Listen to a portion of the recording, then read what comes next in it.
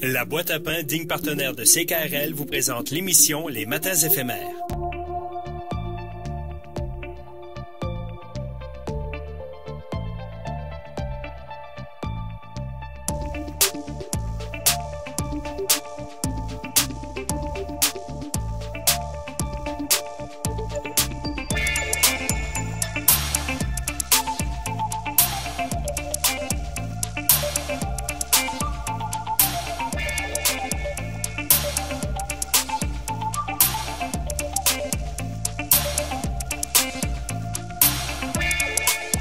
Et c'est parti, voilà une autre édition, une autre qui s'enfile jour après jour, mais les jours ne se ressemblent pas tous. C'est mardi aujourd'hui, 23 mars.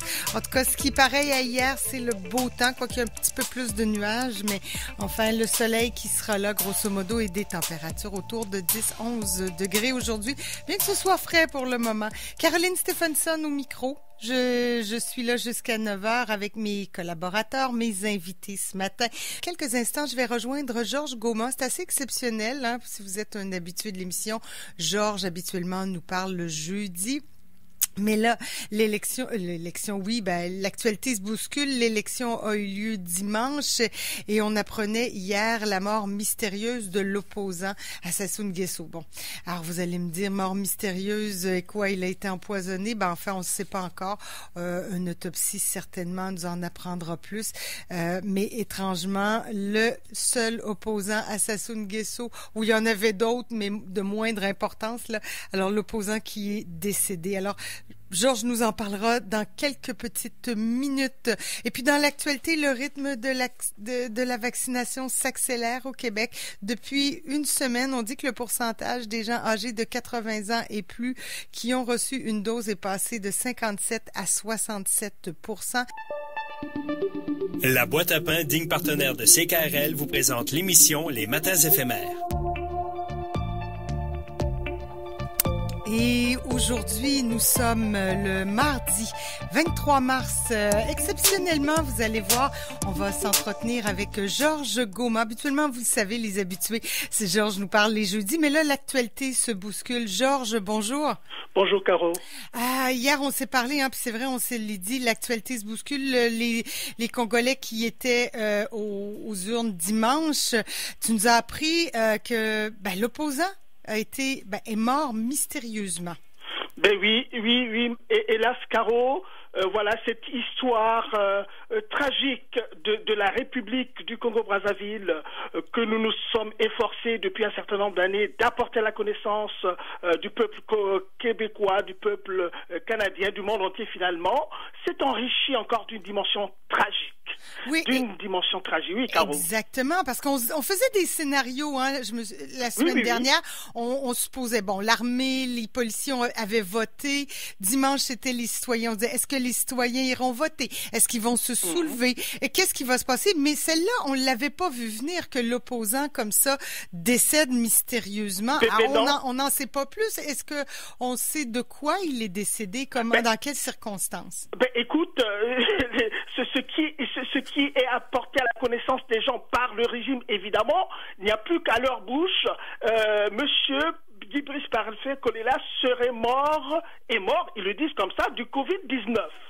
Tu sais très bien que le Covid-19, on l'avait dit dans l'une de nos chroniques, est devenu un subterfuge, c'est-à-dire dans un régime que l'on connaît, un régime dictatorial, on massacre à tout va les opposants politiques. Et maintenant, la trouvaille, c'est le Covid. Moins de petites choses, c'est le Covid. Et tout le monde sait très bien que le Covid est très, très, très réduit au Congo-Brazzaville. On a des parents qui sont là. Je n'ai jamais entendu quelqu'un me dire que voilà, telle personne est morte de Covid. Je dis pas que ça n'existe pas. Non. Mais en tout cas, au Congo-Brazzaville, le Covid, ce n'est pas une réalité comme ça, quotidienne au Congo-Brazzaville. Oui, et d'autant plus qu'il était opposant, qu'il est mort juste avant l'élection. Ou au moment de l'élection, à quel moment il est décédé? Écoute, il est décédé un jour avant l'ouverture du vote. Voilà. Oui. Bon, alors, drôle de hasard. Est-ce qu'on pourra pratiquer? J'imagine qu'on fera une autopsie. Encore, le corps est à Paris. La famille a insisté de sorte que on apprend qu'évidemment, le corps n'a pas été emmené à la morgue, le corps a été amené à l'Institut médico-légal de Paris. Et là, on apprend que le tribunal de Bobigny, donc un département de la région parisienne, dans la Seine-Saint-Denis, a pris en charge cette question-là. Donc, on va espérer que toute la lumière soit faite là-dessus. Et d'après ce qui apparaît comme des indiscrétions maintenant, on parle de la thèse de l'empoisonnement. Et là, je vais continuer à dire ceci, Caro. Ça, ce n'est pas étonnant, parce que quelque temps avant, il y a celui qu'on peut appeler carrément le premier ministre de la dictature au Congo-Brazzaville, qui est en même temps le directeur de cabinet du président dictateur, a eu des paroles très violentes vis-à-vis de Guy Brice Parfait Kolela, quelque temps, en le menaçant de mort, clairement, devant tout le monde. Je pense que même devant Sassou Nguesso, puisque c'était pendant la campagne. Parce que Guy Brice Parfait Kolela, c'était vraiment le challenger de Denis Sassou Nguesso. Il va jusqu'à le menacer de mort en soulignant que s'il le dit, c'est en connaissance de cause. Je vais dire en langue pour que les Congolais comprennent. Naza Koloba Awaponatina. Naza Koloba Awaponatina, en langue congolaise, ça veut dire je suis en train de dire ces choses en connaissance de cause. Alors ça, c'est quand même... non seulement c'est violent, mais il faut oser le dire quand on est quand même à ce haut niveau dans la hiérarchie politique. Ça, c'est des choses quand même... enfin, heureusement, finalement, Caro, il a dit. Maintenant, c'est clair et net. Parce qu'on n'a jamais vu des choses comme ça. Un opposant qui vient de faire sa campagne et mourir le jour du vote, ça, c'est du jamais vu, ça. Exactement, Georges. Mais en même temps, dans ce drame-là, dans cette tragédie, je devrais dire, c'est plus qu'un drame, que l'autopsie soit pratiquée en France, c'est quand même une bonne chose. Si on réussit à prouver qu'il y a eu assassinat, empoisonnement, ça incrimine le régime de Sassou Nguesso, alors que, évidemment, autrement, peut-être ça aurait été un autre assassinat passé sous silence. Oui, mais on va espérer. Je vais dire ceci aussi, Caro, par rapport à ta question. On va vraiment espérer que la France fasse son travail cette fois-ci. Ouais, aussi, nous l'avons dit tout au long que la France a accompagné M. Denis Sassou Nguesso dans cette turpitude jusqu'aujourd'hui de toutes les façons. Il y a un député français que j'oublie le nom maintenant, le seul qui a fait un texte émanant de l'Assemblée nationale pour fustiger le silence assourdissant, et je dis bien le silence assourdissant de la France par rapport à ce que M. Denis Sassou Nguesso est en train de faire au Congo-Brazzaville. Cette hypocrisie qui est insupportable. Même si Macron n'est pas allé au Congo-Brazzaville, même si Macron réchigne à recevoir Denis Sassou Nguesso, mais Macron a envoyé son homme de main, le ministre des Affaires étrangères, M. Jean-Yves Le Drian, qui est toujours en train de s'acoquiner avec un dictateur impénitent. Ça, l'histoire le retiendra. Donc, on va espérer que la France, cette fois-ci, fasse un travail clair et net pour qu'il y ait la lumière sur la mort de Kolela. Et je vais dire ceci, Caro. En Côte d'Ivoire, le premier ministre de la Côte d'Ivoire, M. Bakayoko, est mort il y a peut-être une semaine, un peu plus d'une semaine.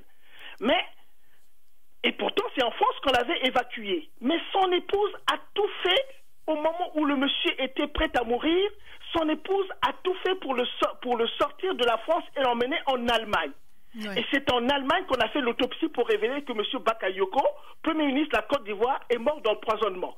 Et pourtant, avant qu'il ne tombe, une semaine avant, M. Bakayoko était en train de faire, n'est-ce pas, la fête chez lui avec des amis dans une joie incroyable. Et quelque temps après, voilà, M. Bakayoko a des problèmes de santé, évacué en France. Sa femme le prend pour l'amener en Allemagne pour déclarer, n'est-ce pas, l'empoisonnement. Et tu n'oublieras pas aussi le russe aussi. Hein? Oui, le russe, c'est en Allemagne aussi qu'on a déclaré l'empoisonnement. Bon, lui, heureusement, il s'en est sorti. Il est retourné et il est emprisonné. Décidément, les pays qui empoisonnent la vie, littéralement au sens propre et figuré de leurs opposants, ça pleut. Il faudra que ça finisse tout ça. Puis on voit aussi ce que la Chine fait aux Ouïghours. Mais en tout cas, bref, ça c'est un autre dossier. Mais pour ce qui est du Congo-Brazzaville, là. Il y a plus d'opposants. Comment est-ce qu'il y a une disposition de la Constitution qui prévoit ce genre de choses-là? Certainement pas, mais oui, oui. Tu as su bien le dire. Non, mais écoute, Caro, merci de poser cette question-là. Il y a une disposition, bien évidemment, de la Constitution, qui est l'article 70 de la Constitution, qui dispose clairement que quand, pendant la campagne électorale, un candidat arrive à tomber malade, gravement malade, on devait arrêter le processus le processus électoral. Et si le même candidat, pas le même, mais si un candidat arrive à perdre la vie pendant le processus, on arrête également le processus électoral pour le renvoyer à une date ultérieure. Et on se rappelle aussi, monsieur, il y a une vidéo qui circule maintenant là, monsieur Denis Sassou Nguesso lui-même vient de, en fait, une vidéo où il raconte lui-même autour de Pascal Lissouba qu'il est venu jeter dehors avec un coup d'État que tout le monde sait désormais, qu'il est revenu au pouvoir par un coup d'État. Mais au temps de Pascal Lissouba, les 5 ans qu'a duré la démocratie au Congo-Brazzaville, quand il a commencé son coup d'État, quand la guerre civile a commencé, monsieur Denis Sassou Nguesso était en train de reprocher Pascal Lissouba qu'il dit qu'il était en train de chercher à le tuer pour faire appliquer l'article 70 de la Constitution. C'est-à-dire que quand un cas comme ça arrive, le président en place peut prolonger son mandat jusqu'à ce que d'autres élections puissent être programmées. Donc ça circule de façon virale sur la toile pour montrer à M. Denis Sassou Nguesso que c'est quand même incroyable ce qu'il avait demandé à Pascal Lissouba en 100 ans, avec beaucoup de violence. Quand il disait par exemple que quand les articles de la Constitution sont bafoués, le peuple ne doit pas l'accepter. Voilà. Donc là, il est en train de bafouer tous les articles de la Constitution, même sa propre Constitution. Et puis, les Congolais devaient se lever aussi pour dire non à cela. Exact. Georges, écoute, Georges, merci de nous avoir informés de cette nouvelle quand même très grave et puis inquiétante, mystérieuse aussi en même temps. On y reviendra très certainement. On aura, ça risque de prendre un certain temps, les résultats d'autopsie, mais en tout cas, on pourra s'en reparler. Oui, Caro, je sais très bien que c'est très précis là, mais je veux dire la dernière chose, ceci qu'on est là sur son lit de mort, pratiquement a laissé un testament. Je le dis rapidement, Caro, si tu me permets. C'est pas long. Donc, il dit ceci: mes chers compatriotes, je suis en difficulté, je me bats contre la mort, mais cependant, je vous demande de vous lever, allez voter pour le changement. Je ne me serai pas battu pour rien. Battez-vous, je ne me serai pas battu pour rien. Levez-vous comme un seul homme.